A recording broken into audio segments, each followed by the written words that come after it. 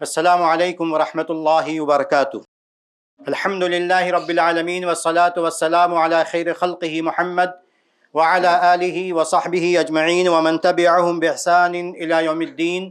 Rabbi इश्रह ली सदरी व यस्सिर ली अमरी वहलुल उक़दतम मिन लिसानी यफ़क़हू क़ौली।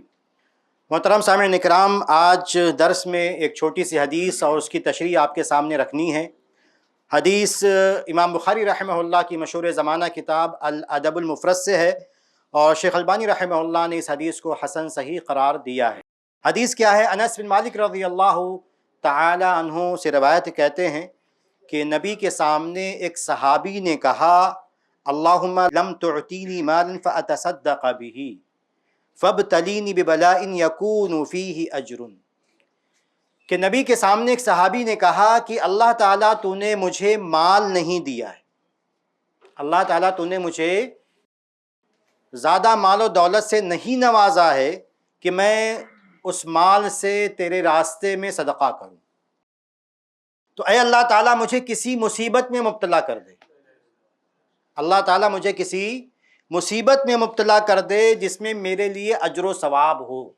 सहाबी ने ये बात कही। फ़क़ाला, तो नबी ने फरमाया, सुबहान अल्लाह, अल्लाह ताला की ज़ात तमाम बुराइयों से, तमाम अयूब से पाक है। ला तुतीक़ुहु, अल्लाह ताला की आजमाइश की ताकत तुम नहीं रखते। बल्कि बाज़ रवायतों में कहा आपने कि तमाम सहाबे किराम को मुखातब करके कहा कि तुम अल्लाह ताला की आजमाइश की ताकत नहीं रखते हो। उसके बाद नबी ने कहा, तुमने ये क्यों नहीं कहा अल्लाहुम्मा आतिना फिद दुनिया हसना व फिल आखिरति हसना व क़िना अज़ाबन्नार, कि अल्लाह मुझे दुनिया में भी भलाइयाँ अता फरमा, नेमतें अता फरमा, और आखिरत में भी नेमतें और भलाई अता फरमा, और हमें जहन्नम के अज़ाब से बचा ले। ये हदीस है, इसमें नबी ने हमें क्या बातें बताई हैं, एक सरसरी उसका जायज़ा लेते हैं। पहली बात तो ये है, या उससे क्या फ़ायदे हमें मिलते हैं उसका जायज़ा लेते हैं। सबसे पहली बात जो हमें पता चलती है कि सहाबे किराम को भलाई की हिर्स थी। सहाबे किराम ऐसा नहीं था कि अमल का जज्बा ना हो, अमल का जज्बा, भलाई को जानने का जज्बा, कि हमें कोई बात बताई जाए जिसके ज़रिए हमें अजर व सवाब मिले और अल्लाह ताला की नाराज़गी से, अल्लाह ताला की सज़ा से हमें नजात मिल जाए। इसीलिए सहाबे किराम की एक बड़ी तादाद आप देखेंगे, बहुत सारी हदीसें ऐसी जहाँ सहाबे किराम आते हैं, सवाल करते हैं या अमल की कोशिश करते हैं, वो तमाम चीज़ें। तो हमारे अंदर भी ये जज्बा होना चाहिए। एक बात तो ये। दूसरी बात ये कि इससे हमें माल की अहमियत का पता चलता है कि माल की बड़ी अहमियत है सवाब कमाने में। ये बात मैं बार बार जिक्र करता हूँ, लेकिन चूंकि हदीसों में वो तज़किरे हमें मिलते हैं कि माल की बड़ी अहमियत है। सहाबी के दिल में यही बात थी कि अल्लाह ताला तूने माल नहीं दिया, माल दिया होता तो मैं बहुत सदका करता, मैं अजर सवाब बहुत ज़्यादा कमा लेता। और बहुत मशहूर हदीस आपने सुना होगा सही मुस्लिम के हवाले से कि एक दफ़ा जो गरीब सहाबे किराम थे नबी के पास आए, उन्होंने कहा कि अल्लाह के रसूल सल्लल्लाहु अलैहि वसल्लम, हमारे जो मालदार साथी हैं, मालदार सहाबे किराम हैं, वो भी नमाज़ पढ़ते हैं, हम भी नमाज़ पढ़ते हैं, वो भी रोज़ा रखते हैं, हम भी रोज़ा रखते हैं, लेकिन उनके पास माल है तो वो सदका व खैरात करते हैं, हमसे आगे बढ़ जाते हैं। तो नबी ने कहा कि ठीक है, मैं तुमको एक बात सिखा देता हूँ, मैं सरसरी जिक्र कर रहा हूँ कि एक बात सिखा देता हूँ कि 33 मरतबा सुबहान अल्लाह, 33 मरतबा अल्हम्दुलिल्लाह, 33 मरतबा अल्लाह अकबर कहना, तुम उनसे आगे बढ़ जाओगे। गरीब सहाबे किराम ने ये सीख लिया। उसके बाद जो मालदार सहाबे किराम थे वो कहाँ पीछे रहने वाले थे, उनको भी पता चल गया, वो भी कहने लगे। अब गरीब सहाबे किराम दोबारा नबी के पास तशरीफ लेके आए अपनी शिकायत कि आपने हमें जो सिखाया था वो मालदार सहाबे किराम ने भी सीख लिया, अब वो भी बोलते हैं तो हमसे आगे बढ़ गए।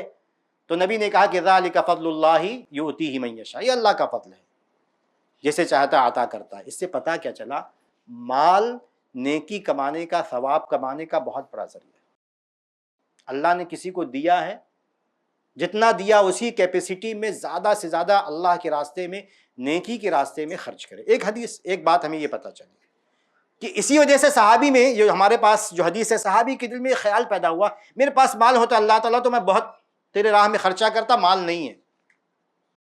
तीसरी बात क्या पता चली कि इससे सदक़े की अहमियत, کہ انسان کے پاس پیسہ ہو تو صدقہ کرنا چاہیے.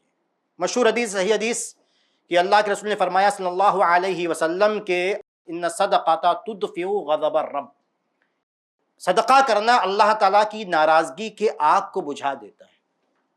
صدقہ بہت بڑی نیکی ہے. اچھا، اس میں کچھ زیادہ لگتا محنت بھی نہیں ہے. جیب میں ہاتھ ڈالو، 10 روپے نکال کے کسی کو دے دو، اللہ نے دیا ہے ٹھیک ہے.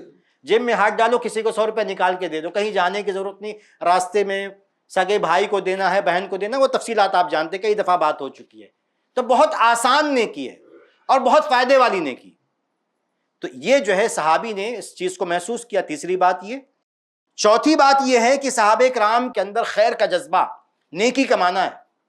تو دیکھا کہ مال نہیں، تو ایسا نہیں کہ بیٹھ گئے ٹھیک ہے مال نہیں ہے تو چپ چاپ بیٹھ جاؤ، نہیں، بلکہ یہ سوچا کہ دوسرا راستہ کیا ہو سکتا ہے، اس کا بدل کیا ہو سکتا ہے، اس کا سبسٹیوٹ کیا ہو سکتا ہے، کہ میں کیسے جو نیکی میں پیسے سے کما سکتا تھا اب میرے پاس پیسہ نہیں ہے، کیا کوئی اور راستہ ہے نیکی کمانے کا، اجر کمانے کا.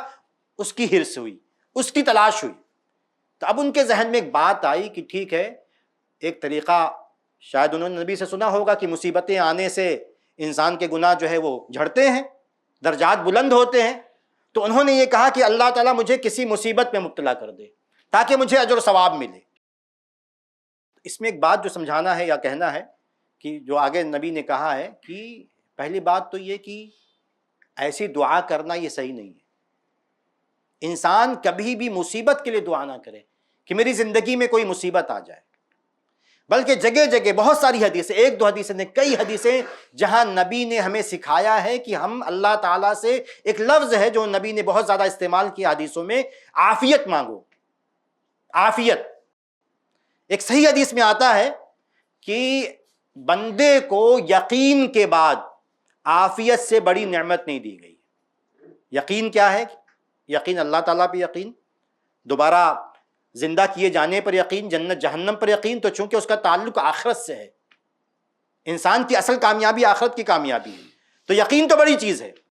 لیکن یقین کے بعد جو سب سے بڑی دولت، نعمت جو ہے کسی بندے کو دی جاتی ہے، انسان کی عافیت ہو، ہر چیز سے عافیت.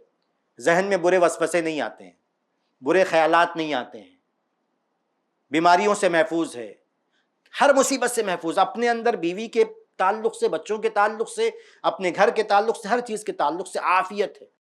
کوئی مصیبت، کوئی پریشانی، آرام سے زندگی گزار رہا ہے. اور آخرت میں بھی یہی عافیت مل جائے کہ جہنم نہیں ملے گی، عذاب قبر سے محفوظ ہو جائے، جنت نصیب ہو جائے، عافیت مل گئی. تو عافیت بہت بڑی دولت ہے. اسی لیے نبی نے جگہ جگہ اللہم انی اسألک العفو والعافیہ فی الدنیا والآخرہ، وہ تمام حدیثیں آپ جانتے ہیں کہ عافیت مانگو اللہ تعالیٰ سے. کتنے بھی مضبوط ہو ایمان میں، ہر چیز میں مضبوط، لیکن کبھی یہ دعا نہ کرو کہ اللہ تعالیٰ مجھے کسی آزمائش میں ڈالے. اسی لیے نبی کی ایک اور حدیث اسی مفہوم کی ہے کہ لا تتمنوا لقاء العدو، دشمن سے مٹ بھیڑ کی تمنا مت کرو، چلو دیکھ لیں گے، ایسا نہیں، یہ تمنا مت کرو، مصیبت سے عافیت مانگو. بہرحال اس حدیث میں یہ بتایا گیا. ایک اور اہم چیز جو ہمیں پتہ چلتی ہے اس حدیث سے کہ علم کی اہمیت اور علماء کے ساتھ بیٹھنے کی اہمیت. اور بہت اہم بات ہے کہ کبھی کبھی نیک نیت ہونا کافی نہیں ہے.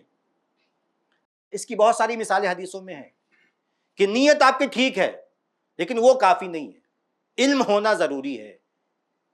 کسی بھی عمل کی قبولیت کی 2 شرطیں ہیں، آپ جانتے ہیں، ایک اللہ تعالیٰ کے لیے اخلاص ہو، آپ کی نیت ٹھیک ہے، جذبہ اچھا ہے، اور دوسرا وہ چیز شریعت کے مطابق ہو، نبی کی سنت کے مطابق ہو. بہت ساری مثالیں ہیں جہاں نیک نیت ہی کافی نہیں ہے. 99 قتل والا مسئلہ آپ جانتے ہیں. اب گیا، اس نے سوال پوچھا کسی عابد سے، عابد کی نیت ٹھیک تھی، اس کا سوچنا ٹھیک تھا اپنے لحاظ سے. اس نے سوچا ہے ایک انسان ایک قتل کرے تو کتنا بڑا گناہ ہے، شریف آدمی تو کسی کو قتل نہیں کرتا. ایک آدمی میرے سامنے سوال کرنے والا کہتا ہے کہ میں نے 99 لوگوں کو مار دیا، تو اس کو کیسے توبہ ملے گی؟ اس نے کہہ دیا کہ توبہ نہیں ملے گی، بات ختم. اس نے اس کو بھی مار دیا. اسی طرح ہم کو حدیث میں ملتا ہے کہ سنن نبی داؤد کی مشہور حدیث ہے کہ ٹھیک ہے جذبہ ہوتا ہے لیکن علم کی کمی نقصان پہنچاتی ہے. کہ ایک صحابی جو ہے وہ ناپاک ہو گئے، جنابت کی حالت میں ہو گئے، لوگوں سے فتویٰ پوچھا. اب لوگوں نے اپنی ایک نیتی سے فتویٰ دے دیا کہ ہاں اب چونکہ بھائی جنابت میں تو نہانا پڑتا، تم نہا لو. اب ان کے سر پہ چوٹ تھی، انہوں نے غسل کیا اور اسی میں ان کا انتقال ہو گیا۔ نبی نے کہا کہ اللہ ان کو ہلاک کرے، اس کو قتل کر دیا ان لوگوں نے۔ تو کہنے کا مطلب یہ ہے کہ جذبہ صرف ٹھیک ہونا، جیسے ایک مشہور حدیث سے میں اشارہ کر رہا ہوں تاکہ آپ سمجھیں کہ جیسے ایک مشہور واقعہ اور میں ہم لوگ بیان کرتے رہتے ہیں معجم طبرانی کے حوالے سے، کہ ایک نوجوان تیزی سے جا رہا تھا تو صحابہ کرام بھاگ دوڑ کر رہا تھا، ذکر اس کی محنت دکھ رہی تھی۔ صحابہ کرام نے کہا کہ اللہ کے رسول اگر یہ محنت دین کے لیے ہوتی ہے، تو نبی نے کہا کہ ایسا مت کہو، اگر یہ کمانے کے لیے نکلا اس لیے، اس کی بھاگ دوڑ اس لیے ہے تاکہ کما کے اپنے والدین کو کھلائے، بچوں کو کھلائے، اپنے آپ کو لوگوں کے سامنے ہاتھ پھیلانے سے بچائے، فہو فی سبیل اللہ، تو اللہ کے راستے میں نکلا ہوا۔ مطلب جو صحابہ کرام نے اعتراض کیا ان کی نیت ٹھیک تھی، لیکن نبی نے ایک علم دیا ان کو کہ کمانا بچوں کے لیے، بیوی کے لیے، والدین کے لیے کمانا، یہ اللہ کے راستے میں چلنا ہے۔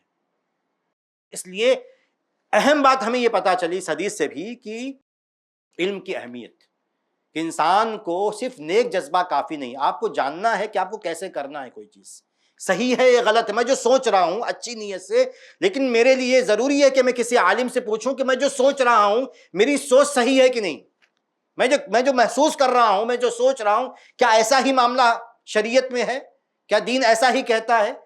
جب آپ کو وہاں سے یہ مل جائے کہ ہاں دین میں یہ بات ہے، جذبے کو مانا گیا ہے اور یہ بات صحیح ہے تو کریں گے، ورنہ نہیں کریں گے۔ اب صحابی کا جذبہ اس حدیث میں بہت اچھا تھا، ثواب کمانا، لیکن نبی نے کہا تم نے طریقہ غلط استعمال کیا، اللہ تعالیٰ سے یہ دعا نہیں کرنی۔ اور اس سے اسی ملتی جلتی بات ختم کرتے ہیں، علم کی اہمیت اور اہل علم کی اہمیت، علماء کے ساتھ بیٹھنا، ان کی باتیں سننا، دروس میں شریک ہونا، فاسألوا اہل الذکر ان کنتم لا تعلمون۔ اللہ تعالیٰ نے عام انسانوں کو، عام مسلمانوں کو حکم دیا ہے کہ اگر تمہیں دین کی باتیں پتہ نہیں ہیں تو تم اہل علم سے پوچھو۔ تو یہ جذبہ، یہ رویہ ہماری زندگی میں ہونا چاہیے۔ وقت نہیں ورنہ میں مثالیں دیتا ہے کہ لوگ عمرہ کرنے پہنچ جاتے ہیں، حج کرنے پہنچ جاتے ہیں لاکھوں روپیہ لگا کے، یہاں سے پتہ کر کے نہیں جاتے، وہاں سے سوال کرتے ہیں، وہ بھی کرنے کے بعد سوال کرتے ہیں، کوئی غلطی کرنے کے بعد سوال کرتے ہیں، شیخ میں نے ایسا کر لیا، اب بتاؤ مجھے کیا کرنا ہے۔ یہ طریقہ صحیح نہیں ہے۔ ایک بات اور آخری بات کہہ کے ختم کرتے ہیں بات کو، کہ دعا کے آداب، کہ ہمیں پتہ کرنا چاہیے کہ ہم دعا کر رہے ہیں تو دعا کے آداب کیا ہیں، دعا میں کیا مانگا جا سکتا ہے، کیا نہیں مانگا جا سکتا ہے۔ ایک حدیث میں آتا ہے، نبی نے فرمایا کہ اللہ تعالیٰ بندے کی دعا قبول کرتا ہے اگر وہ گناہ کی دعا نہ کرے یا رشتوں کو توڑنے والی دعا نہ کرے۔ تو ہمیں معلوم ہونا چاہیے کہ گناہ کی دعا نہیں کرنا ہے، بینک لوٹنا ہے اللہ طریقہ آسان کر دے یہ نہیں مانگنا ہے، یا جو ہے دو بھائیوں کے درمیان اللہ تعالیٰ نفرت پیدا کر دے یہ دعا کریں گے اللہ قبول نہیں کرے گا۔ تو ہمیں پتہ ہونا چاہیے کہ کیا دعا میں کیا مانگا جا سکتا ہے اور کیا نہیں مانگا جا سکتا۔ ایک آخری بات کہہ کے وہی جو کنکلوڈ کر رہا ہوں، کہ اہم جو مرکزی نقطہ اس حدیث کا یہ ہے کہ انسان کبھی بھی اپنی زندگی میں کتنے بھی حالات دگرگوں ہوں، خراب ہوں، پریشان کن ہوں، کبھی بھی اللہ تعالیٰ سے کوئی مصیبت، کوئی پریشانی نہیں مانگنی۔ یہ نہیں کہنا ٹھیک ہونے دو، ایسا نہیں، اللہ تعالیٰ سے ہمیشہ اچھائی کی امید رکھنا، اس سے اچھی چیزیں مانگنا، اپنی دنیا کے لیے بھی آخرت کے لیے بھی، یہی ہمیں شریعت تعلیم دیتی ہے۔ اللہ تعالیٰ سے دعا ہے کہ اللہ تعالیٰ کہنے سننے سے زیادہ عمل کرنے کی توفیق عطا فرمائے، آمین۔ والسلام علیکم ورحمۃ اللہ وبرکاتہ۔ ایسے ہی فائدہ مند اسلامک ویڈیوز دیکھنے اور منہج سلف پر کتاب و سنت کی تعلیمات کو عام کرنے میں ہمارا تعاون کریں، تاکہ آپ کے لیے ذریعہ نجات، جنت کے حصول کا سبب، ساتھ ہی مال میں برکت و اضافے کا ذریعہ بھی بنے، آمین۔ جزاک اللہ خیرن۔